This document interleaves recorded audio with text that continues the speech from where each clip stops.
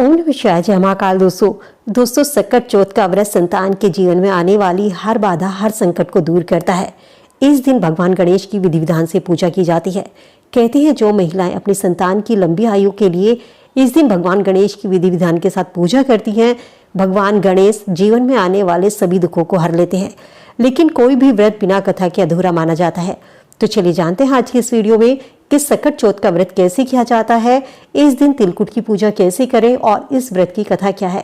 दोस्तों इस बारे में दो कथाएं प्रचलित हैं। एक कथा है साहूकार साहूकारनी की और दूसरी कथा है एक अंधी बूढ़ी माई की। दोनों ही कथा मैं आप लोगों के साथ शेयर करूंगी। साथ ही चुटक विनायक जी की कथा, जिसके बिना कोई किसी भी तीज त्योहार की कथा अधूरी मानी जाती है, उसका लिंक मैं डिस्क्रिप्शन में दे दिया है। वहां से आप जाकर के उस वीडियो को चैनल पर देख सकते हैं। दोस्तों माघ माह के कृष्ण पक्ष की चतुर्थी तिथि को सकट चौथ, जिसे हम तिलकुटा व्रत भी कहते हैं, इस दिन माताएं संतान की लंबी आयु के लिए इस व्रत को रखती हैं। सकट चौथ के दिन माताएं पूरा दिन निर्जला व्रत रखती हैं और शाम को चंद्रमा को अर्घ्य देकर व्रत का पारण करती हैं।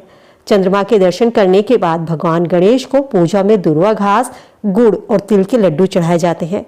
अगले दिन सुबह सकट माता पर चढ़ाए गए पकवान को प्रसाद के रूप में ग्रहण किया जाता है और लोगों में बांट दिया जाता है।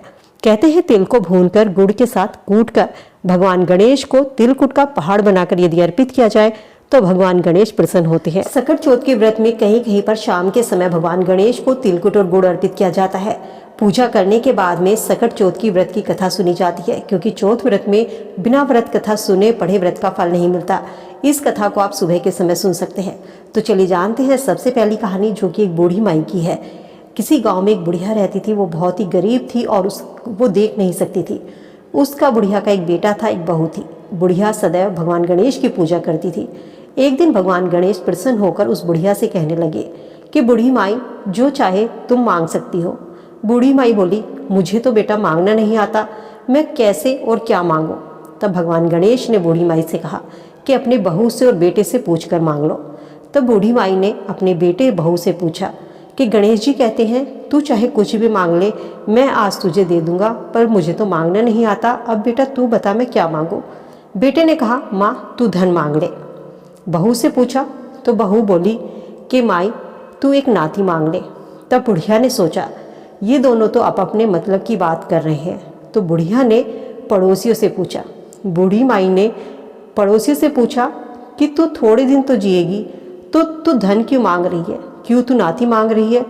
तो तू अपनी आंखों की रोशनी मांग ले, जिससे तेरी जिंदगी संवर जाएगी और तेरी जिंदगी भी आराम से कट जाएगी। इस पर बूढ़ी माई बोली, भगवान गणेश यदि आप प्रसन्न हैं तो मुझे 9 करोड़ की माया, निरोगी काया, अमर सुहाग और मेरे आंखों की रोशनी, नाती दे, पोता दे, सब परिवार में खुशियां दे और अंत में मुझे मोक्ष दे। यह सुनकर भगवान गणेश बोले, वाह माई, तुमने तो मुझे ठग ही लिया। फिर भी जो तूने मांगा है वचन के अनुसार मैं तुझे सब कुछ दूंगा। और यह कहकर भगवान गणेश जी वहां से अंतर्ध्यान हो गए। उधर बूढ़ी माई ने भगवान गणेश से जो कुछ मांगा वो उसको सब मिल गया। गणेश जी महाराज, जैसा तुमने उस बूढ़ी माई को दिया वैसा ही सबको देना। ये कहकर कहानी का अंत किया जाता है। और इसके बाद चुटक विनायकी की, जिसे हम भगवान गणेश की कथा कहते हैं, वो कथा सुनी जाती है। उसका लिंक मैंने डिस्क्रिप्शन में दिया है, उस कहानी को आप सुन लीजिए। चलिए अब जानते हैं दूसरी कहानी साहूकार और साहूकारनी की।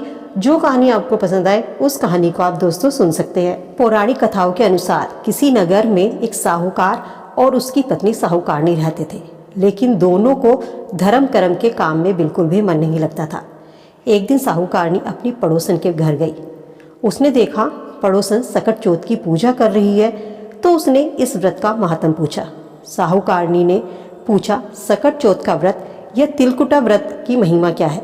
तब पड़ोसन बोली कि भगवान गणपति जी की कृपा से व्यक्ति को अखंड सौभाग्य, पुत्र, धन धान की, बुद्धि की, घर में सुख समृद्धि की, सभी की प्राप्ति होती है। साहूकारनी के मन में लालच आया। तब साहूकारनी ने व्रत का लाभ जानकर सकट व्रत चौथ करने का संकल्प लिया। साहूकारनी ने कहा, भगवान गणेश, अगर मैं माँ बनती हूँ तो मैं सकट चौथ का व्रत करूंगी। तब भगवान गणेश जी को मैं 1.25 सेर तिलकुट चढ़ाऊंगी। भगवान गणेश जी की कृपा से साहूकारनी गर्भवती हो गई। अब साहूकारनी का लालच और भी बढ़ता गया। तब उसने कहा, बेटा तो हो गया है तो 2.5 सेर तिलकुट करूंगी। साहूकारनी को एक सुयोग्य पुत्र की प्राप्ति हुई। तब साहूकारनी की लालसा और भी बढ़ गई। फिर वह बोली कि यदि मेरे बेटे का विवाह हो जाए तो मैं 5.25 सेर का तिलकुट करूंगी। बेटा होने के बाद में साहूकारनी की लालसा और भी ज्यादा बढ़ती गई। उसने कहा यदि मेरे बेटे का विवाह तय हो जाता है तो मैं 5.25 सेर का तिलकुट करूंगी। भगवान गणेश की कृपा से बेटे का विवाह भी तय हो गया, लेकिन इसके बाद भी साहूकारनी ने व्रत नहीं किया। साहूकारनी के बेटे का विवाह तय हो गया। लोभी साहूकारनी को सबक सिखाने के लिए भगवान गणेश ने अपनी माया से जिस दिन साहूकार के बेटे की शादी थी उस बेटे को गायब कर कहीं दूर जंगल में भेज दिया। माता पिता और सभी वर के गुम हो जाने के कारण सभी को चिंता होने लगी और इस कारण विवाह भी टल गया। तब एक दिन साहूकारनी की होने वाली बहू अपनी सहेलियों के साथ जंगल में भगवान गणेश पर चढ़ाने के लिए दुर्वा लेने गई। उसे देखकर साहूकार के बेटे ने आवाज़ दी, लेकिन किसी को ये नहीं पता था कि यहाँ पर कौन है और सभी वहाँ से डरकर भाग गई और इस घटना की जानकारी जाकर उन्होंने अपनी माँ को बताई। तब गांव वालों ने और साहूकारनी के साथियों ने सबने वहाँ जंगल में जाकर देखा तो उनका दामाद घने जंगल में एक पेड़ पर बैठा था। उसने सभी इसको अपनी माँ की जो गलती थी वो बताई। उसने कहा कि माँ ने सकट चौथ का व्रत किया और वचन दिया था जो उसने पूरा नहीं किया, जिसके कारण सकट देव क्रोधित हो गए और इस कारण उन्होंने विवाह के दिन मुझे वहाँ से गायब कर दिया। मेरी माँ की लालसा दिन पर दिन बढ़ती गई।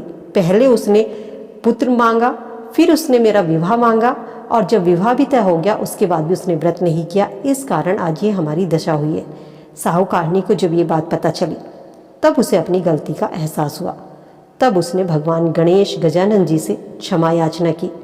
कहा, और भगवान गणेश मुझे क्षमा करे, मैं सकट चौथ का व्रत भी करूंगी और आपका तिलकुट भी करूंगी। भगवान गणेश ने साहूकारनी को माफ़ किया और साहूकारनी का बेटा सही सलामत घर आ गया। कहते हैं सकट चौथ के व्रत के प्रभाव से अगर किसी के संतान नहीं है उसको संतान की प्राप्ति होती है। अगर किसी संतान पर कोई मुसीबत आती है तो उसकी मुसीबत टल जाती है। बच्चों को लंबी उम्र का वरदान मिलता है। तो दोस्तों, सकट चौथ व्रत की जब आप कथा सुनते हैं तो उसके बाद भगवान गणेश चुटंगनायगी की कथा सुने और कथा सुनते समय बीच में हुंकार जरूर भरे।